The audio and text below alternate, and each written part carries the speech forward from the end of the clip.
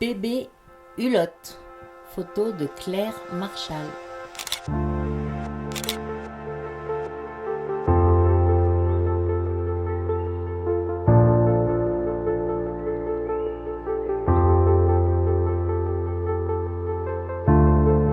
Alors, le bébé Hulotte, c'était pareil.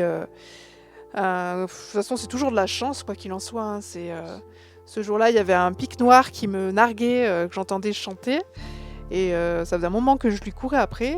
Donc, j'ai suivi son chant pour essayer de le visualiser dans la forêt. Et là, en fait, j'ai entendu une chouette Hulotte chanter. Donc, je me suis toujours aussi beaucoup intéressée aux chouettes. Donc, du coup, j'ai un peu délaissé le pic noir pour la chouette ce jour-là. Et, Ok. et du coup, je suis tombée sur une famille de chouettes Hulottes. Enfin, au départ, je ne savais pas que c'était une famille de chouettes Hulottes. C'est un jour, j'entendais un cri de chouette, parce que j'y suis retournée régulièrement, et c'était un cri, le même cri que la chouette, mais en tout petit. Mais le temps que je réalise qu'en fait, c'était certainement un poussin. Enfin, le temps, non, parce que j'ai fini par réaliser. Je me suis dirigée vers son chant, et là, je l'entendais plus chanter. Je me suis dit, il est peut-être parti. Et dans le doute, j'ai quand même levé la tête et il y avait sa petite bouille là qui me regardait dans son tronc d'arbre là. Ok. Et ce jour-là, donc il était dans cet arbre il était magnifique.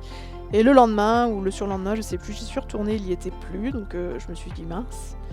Et en fait, tout en haut d'un sapin, j'ai vu j'ai vu des petites choses blanches, blanches grises, et il y en avait 5 au total qui étaient perchées tout en haut d'un sapin avec la maman pas loin qui surveillait tout ça d'un coin de l'œil.